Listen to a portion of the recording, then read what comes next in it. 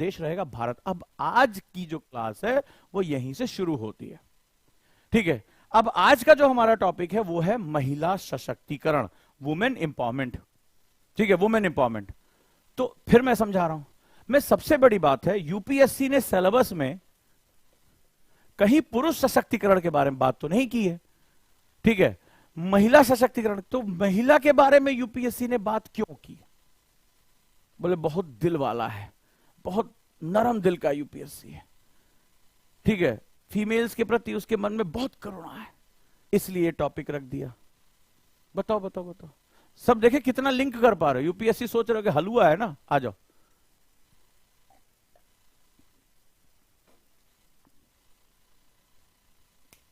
Women ही क्यों, महिला का टॉपिक ही क्यों?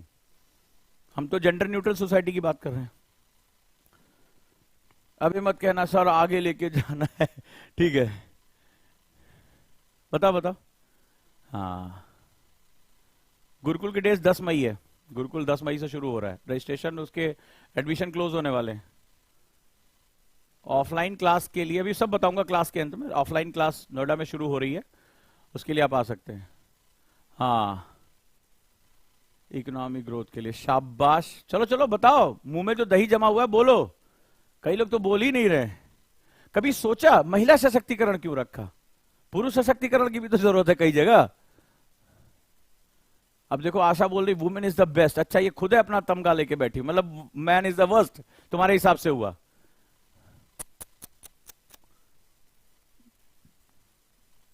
बहुत दूर हो अभी, तुम्हें जो लग रहा है, जो तुम बोल रहे हो ना, उससे बहुत दूर हो यूपीएससी से। यूपीएससी बहुत बैलेंस अप्रोच मांगता। तुम सोचते हो कि जैसे अपने ग्रेजुएशन में हम लिखे थे वैसे यहां भी लिख देंगे, आईएएस बन जाएंगे, है ना? बहुत लोग यही सोच रहे हैं। चलो आ जाओ। हाँ जी, because of male dominated society. निकलो उससे प्रियांशु यार, निकलो। मेल डोमिनेंट सोसाइटी, और बेचारे जो अपनी वाइफ से पिट रहे हैं इधर उधर, वो क्या है? बहुत पुरानी बातें हो गई। तुम 1991 के आसपास की बातें कर रहे हो। आज शहर में मेल फीमेल दोनों जो है काम कर रही हैं। Try to understand the thing. Women को इंटरनेशनल लेवल पे स्ट्रांग बनाने के लिए कहा है, जहाज पकड़ उड़ जाएंगी क्या? पैट्रियार्की सुन लिया, भागे। अब जरा ध्यान से, अब जो कॉन्सेप्ट बता रहा हूं, तुम अगर यही सब लिखोगे ना तो मार्क्स नहीं देगा। घर पे आके मम्मी मम्मी मैंने मेंस लिख दिया, सेलेक्ट कभी नहीं होगे। अब जरा ध्यान से इसको सुनो, मैं क्या कहने की कोशिश कर रहा हूं। रेडी? पेन और पेपर तैयार है? तो चलो। अभी थोड़ी देर पहले हम डिस्कशन कर रहे थे इन खबरों पे, बड़े ध्यान से समझो, कि चीन का विकल्प ढूंढने के लिए आकर्षण बना भारत, ठीक है। तो Bharat is a destination, now destination, और इसमें बात कर रहा है युवा प्रशिक्षित लोग हैं।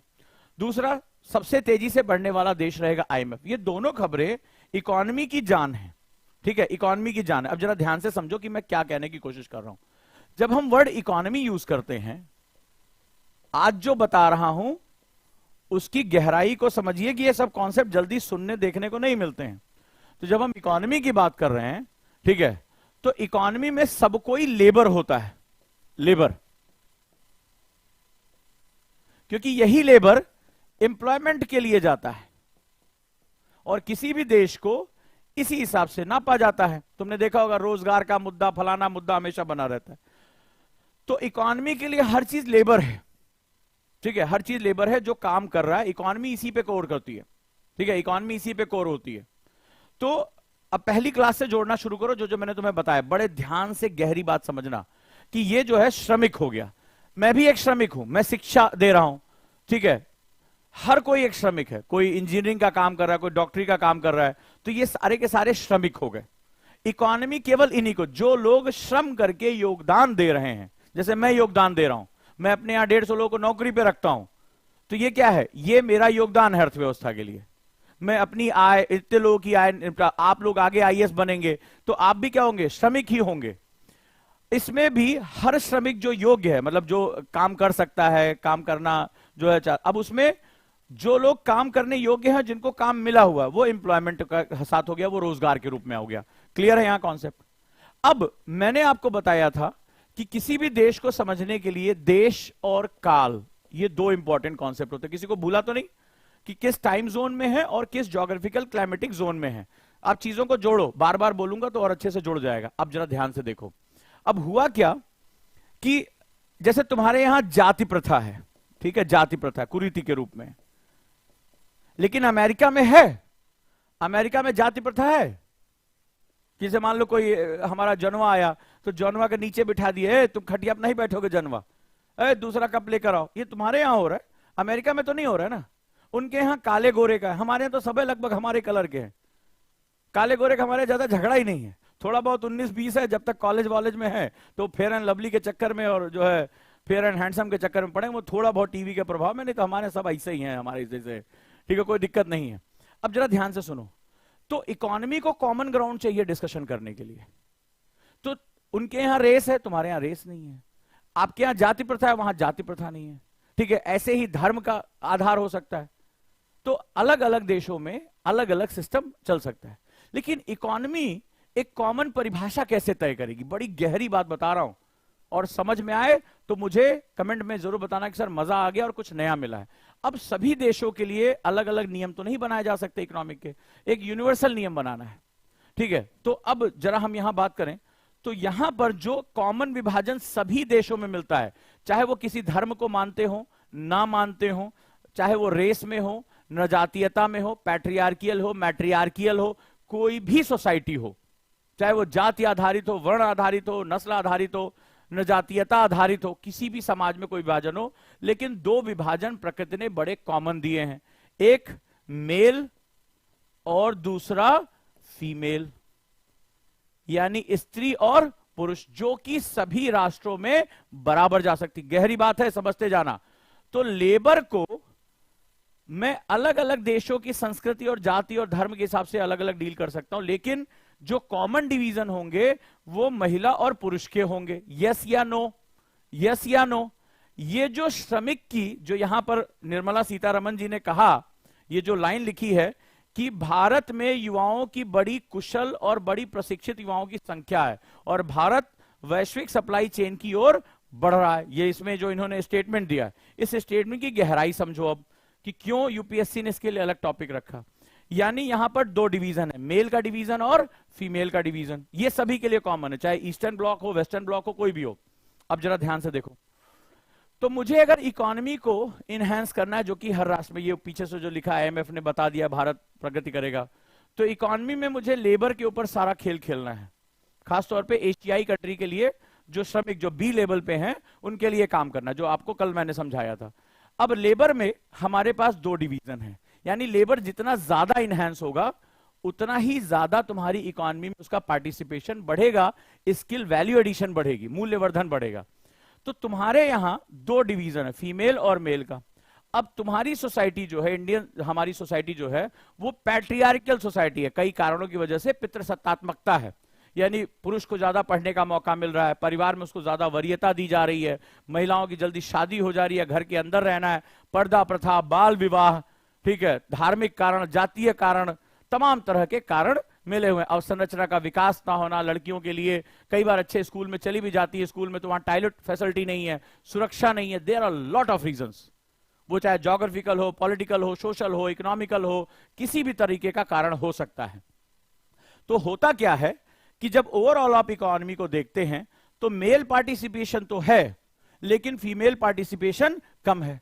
अच्छा, इन दोनों को मिलाकर हमारा लेबर फोर्स हो रहा है। कहीं भी निर्मला सीतारमण ने नहीं कहा कि पुरुष युवा पुरुष शक्ति है, कहीं भी कोई देश नहीं कहता, वो कहता है हमारे टोटल डेमोग्राफिक डिविडेंड। अब इसमें क्या होगा, मान लो दोनों का इस समय लगभग 50-50 है, मान लो एग्जांपल 50-50 है, 51-49 है, तो जब भारत अपनी श्रम शक्ति की बात करेगा तो केवल यही काउंट होगा। अब वो घर में जो झाड़ू पोछा कर रही है, खाना बना रही, बच्चे पाल रही, वो काउंट ही नहीं हो रही है। जीडीपी में उसका कहीं योगदान है ही नहीं है। जीडीपी में योगदान किसका है? पुरुष का, जो कि कुल आबादी का 50% है। यानी भारत अपनी जिस डेमोग्राफिक डिविडेंड की बात कर रहा है, जब हम डेमोग्राफिक डिविडेंड गिन रहे हैं तो मान लो हमने 100 लोगों को गिना, फॉर एग्जांपल हमने 100 लोगों को गिना, जिसमें 50 महिलाएं हैं और 50 पुरुष हैं। बड़े ध्यान से समझना, जिसमें 50 महिलाएं 50 पुरुष हैं। अब हुआ क्या कि जब महिलाओं को कई कारणों की वजह से वो मुख्य धारा से बाहर हो गई इकोनॉमी से, तो तुम्हारे पास डेमोग्राफिक डिविडेंड बचा किसका? केवल 50 का। केवल 50 का डेमोग्राफिक डिविडेंड है, यानी जीडीपी में कंट्रीब्यूशन किसका है? केवल 50 लोगों का कंट्रीब्यूशन। तो ओवरऑल कंट्रीब्यूशन क्या हो जाएगा? कम हो जाएगा। लेकिन जब राष्ट्र के संसाधनों को बांटने की बारी आएगी, मतलब राष्ट्र चाहता है कि भाई महिलाओं को भी 2 वक्त का खाना मिले, सब कुछ मिले, सुविधा मिले, आबादी के लिहाज से जैसे क्या होता है, मान लीजिए आपने एक सड़क बनाई कि इसमें 1000 लोग चलेंगे, तो 1000 पुरुष और महिला दोनों चलेंगे, लेकिन जो इनकम आ रही है वो केवल पुरुषों से आ रही है, या केवल जो है वो लेबर फोर्स में काउंट हो रहे हैं, ये लेबर फोर्स में काउंट नहीं हो रही है। तो लॉन्ग टर्म में इकोनॉमी को बहुत लॉस हो जाता है। इसीलिए किसी भी राष्ट्र को लैंगिक समानता यानी जेंडर इक्वलिटी बहुत जरूरी। इट इज नॉट अबाउट कि महिला पुरुष एक साथ बैठ रहे हैं या जो है महिलाओं को भी, it is all about in terms of the economy कि समानता का मतलब है दोनों का जीडीपी में पार्टिसिपेशन होना चाहिए, भागीदारी होनी चाहिए, तभी वो क्या करेंगे? जीडीपी को आगे बढ़ाएंगे। जीडीपी को आगे बढ़ेगी तो उतना ही डिस्ट्रीब्यूशन भी क्या होगा? इक्वल होता चला जाएगा। बहुत ही महत्वपूर्ण होता है ये, ठीक है। तो यहां पर जो है ये 50% मिसिंग है, ये काउंट है, ये पॉपुलेशन में गिना जा रहा है, डेमोग्राफिक डिविडेंड में भी गिना जा रहा है, लेकिन इससे कोई फर्क नहीं पड़ेगा जब तक तुम उसको जो है जीडीपी पार्टिसिपेशन में लेके नहीं आओगे।